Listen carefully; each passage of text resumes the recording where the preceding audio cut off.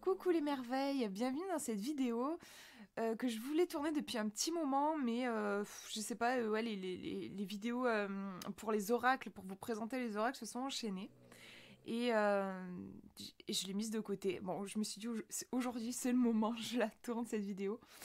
Euh, alors du coup, il ne sera pas question ici de présentation, que ce soit une présentation d'oracle ou de livre. En fait, je voudrais vous partager, comment vous dire ça, une, une information que j'ai reçue. C'est vrai que je vous en ai jamais parlé, mais depuis que je tire les cartes, j'ai remarqué que c'est en lien vraiment. Forcément, en fait, ça développe ma sensibilité. Peut-être pas ma sensibilité parce que j'ai toujours été très sensible, mais mon intuition, ma clairvoyance, ma. Je parlerai pas de médiumnité, hein, parce que c'est pas comme ça que je le ressens, mais oui, on pourrait dire clairvoyance, voilà.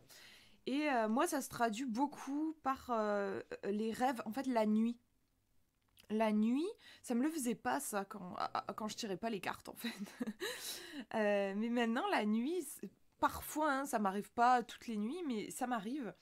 J'entends une voix dans ma tête. Vraiment, en fait, c'est de la clairaudience. C'est marrant, c'est original parce que dans la vie, je veux dire de façon éveillée, quand je suis réveillée, je ne me sens pas du tout clairaudiente.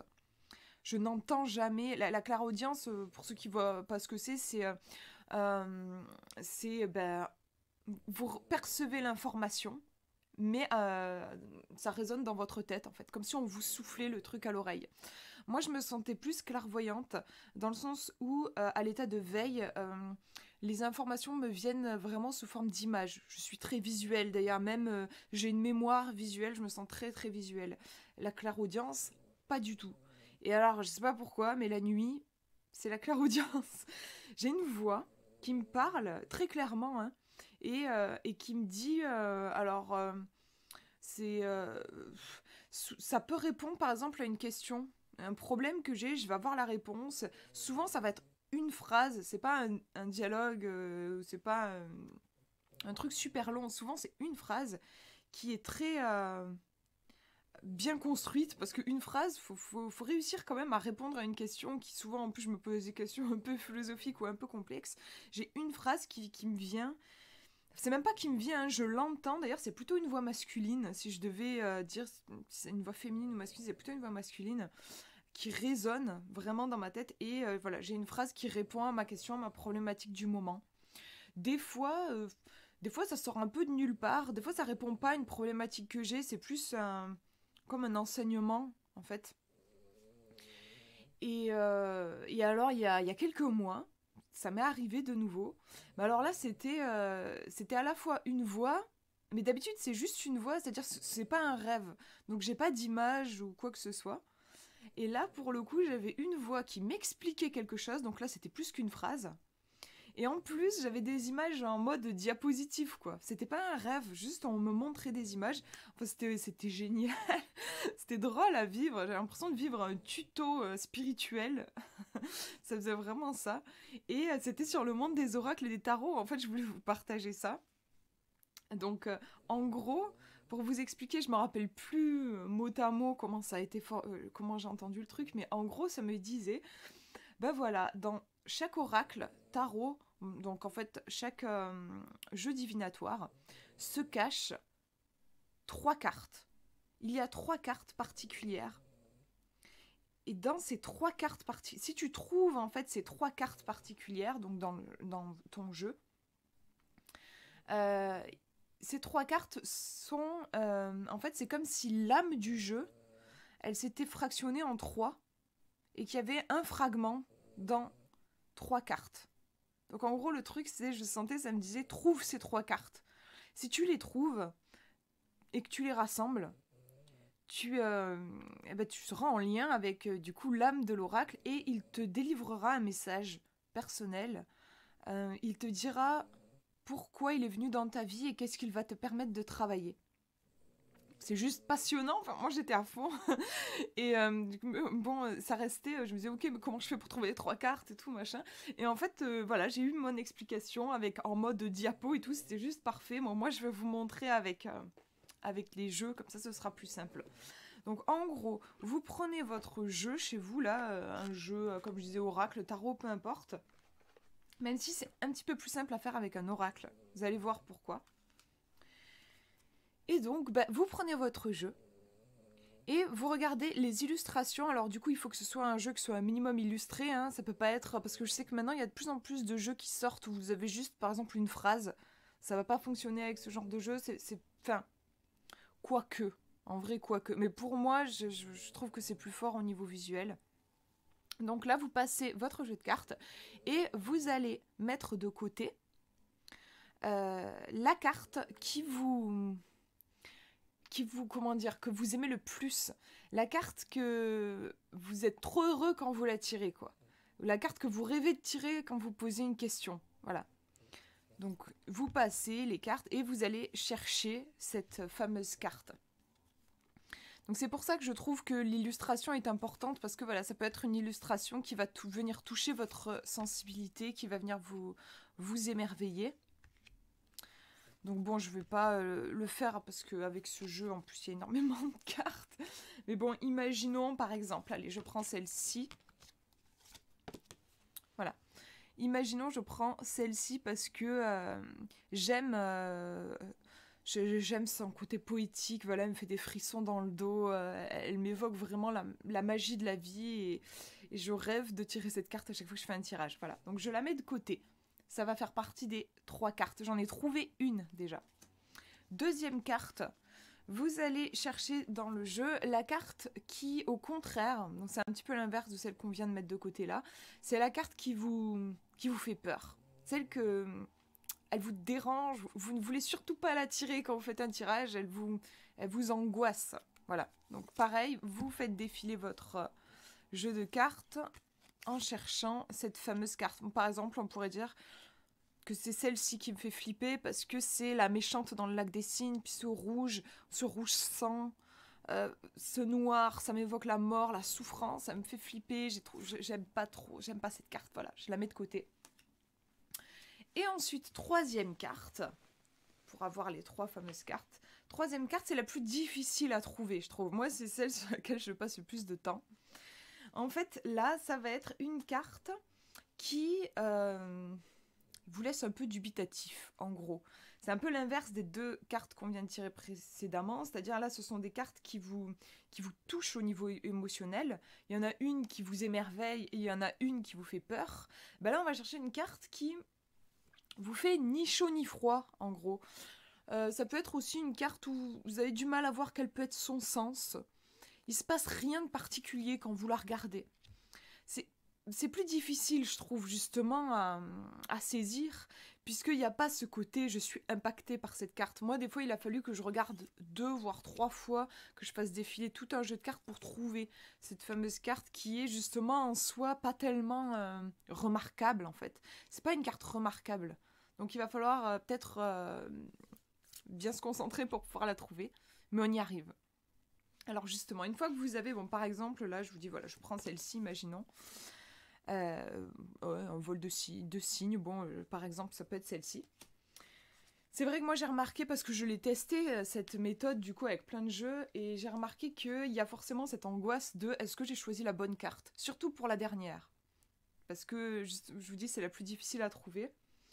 Donc ouais, il y a ce stress un peu, genre est-ce que j'aurais pu en prendre une autre, et du coup, si j'en avais pris une autre, et ben, j'aurais eu 3 cartes différentes, donc 3 fragments d'âme différents de l'oracle, du coup, le résultat ne sera pas le même, en fait, vous voyez.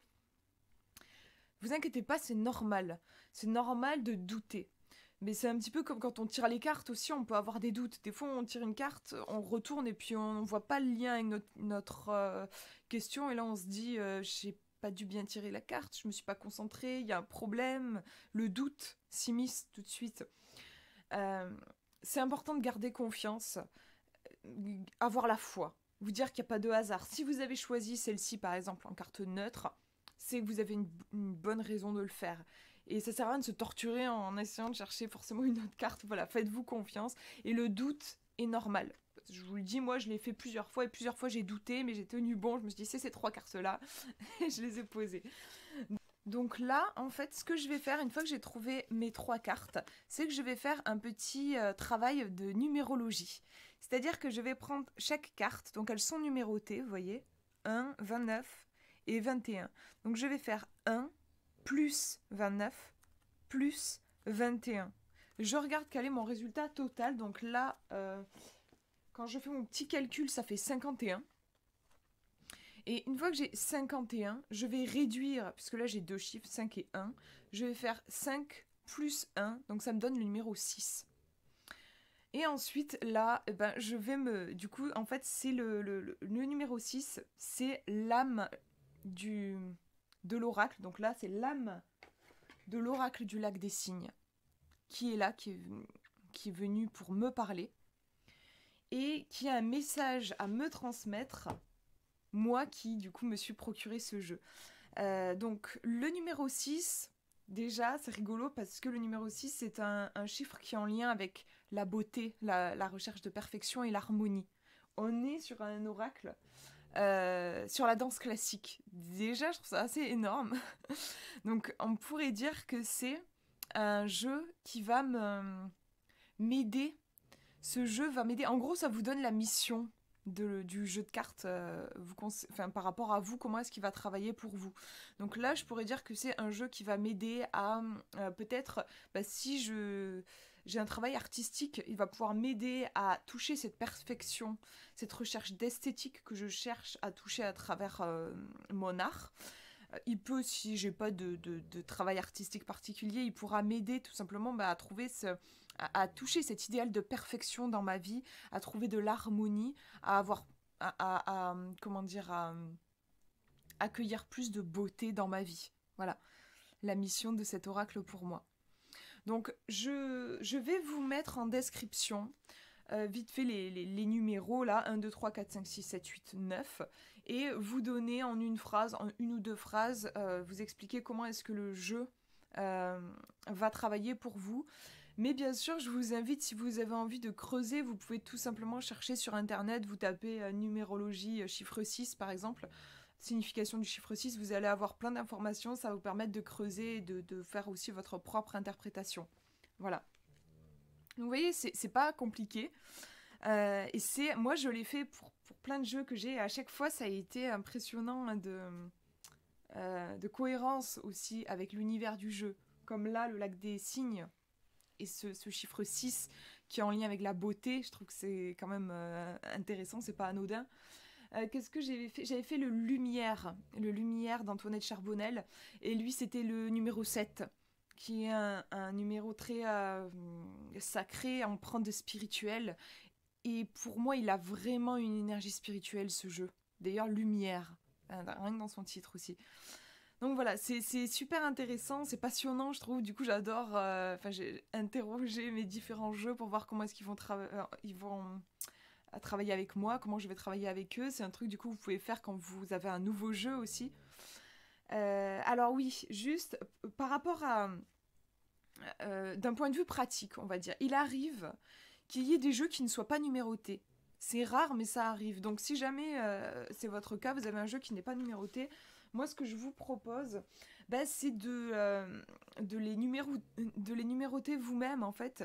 C'est-à-dire que si, imaginons là, je n'ai pas de numéro, j'ai juste Odile le signe noir. En général, quand même, vous avez un livret. Donc vous pouvez regarder et compter vous-même. Donc par exemple, là, j'ai la première carte. Donc imaginons même s'il n'y a pas de numéro, je sais que c'est la première carte qui se trouve dans le livret, donc ça va être la numéro 1. Ensuite, je passe ici à la numéro 2, et puis je vais compter jusqu'à tomber sur la carte qui est présentée dans le livret et que j'ai tirée, et du coup, je vais pouvoir la numéroter de cette manière-là. Je sais pas si je suis très claire, mais voilà, moi, c'est le moyen que j'ai trouvé pour faire cet exercice, même avec des jeux qui ne sont pas numérotés, même si ça reste rare. Et après, pour le tarot, c'est vrai que le tarot, le truc, c'est que vous avez des cartes de cours qui ne sont pas numérotées. Par exemple, dans le Light Years Tarot, vous avez bah, par exemple, voilà, le roi de bâton. Roi de bâton, il n'y a pas de numéro, quoi. Vous n'avez pas de numéro sur la carte. Pareil pour le valet, la reine, tout ça. Donc là, pour ça, moi, ce que je vous propose, c'est de les numéroter, en fait. C'est-à-dire que dans le tarot, vous avez l'as. Vous avez ensuite le 2. Donc là, par exemple, la série des bâtons, le 2, le 3, le 4, le 5, le 6, le 7, le 8, le 9, le 10. Et on arrive au page, ensuite. Bah, du coup, moi, je me dis, le page, vous pouvez le numéroter en 11.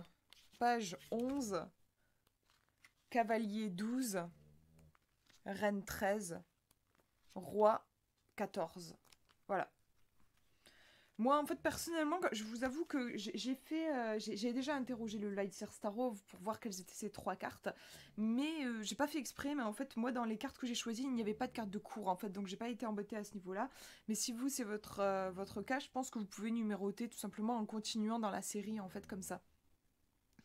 Voilà, donc ce qui est intéressant aussi, je trouve, dans ce petit jeu, cette approche, c'est que mes 3 cartes du Lightseer ne vont pas être les miennes, ne vont pas être les mêmes que les vôtres, en fait, ou que celles du voisin. En fait, ça change, donc c'est vraiment hyper personnel.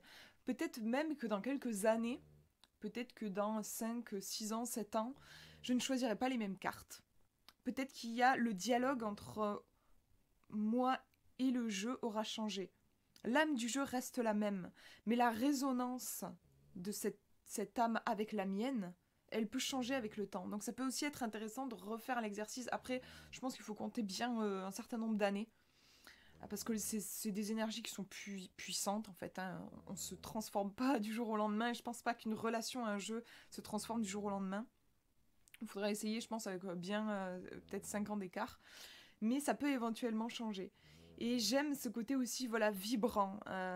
C'est ma relation avec, par exemple, l'oracle du lac des cygnes. Ça ne sera pas la même que vous aurez, vous, avec ce jeu. Et si vous avez besoin d'un pense-bête, d'un truc pour vous souvenir de comment déterminer ces fameuses 3 cartes, ben, vous pouvez faire un petit peu comme une petite comptine. Moi, je trouve toujours ça mignon, et puis on dirait presque un acte magique aussi, ouais, de magie. Vous pouvez vous dire comment trouver ces fameuses cartes. Une t'émerveillera, la seconde t'inquiétera, et la troisième te fera ni chaud ni froid. Voilà, je vous fais de gros bisous. Merci d'avoir regardé cette vidéo. Prenez bien soin de vous.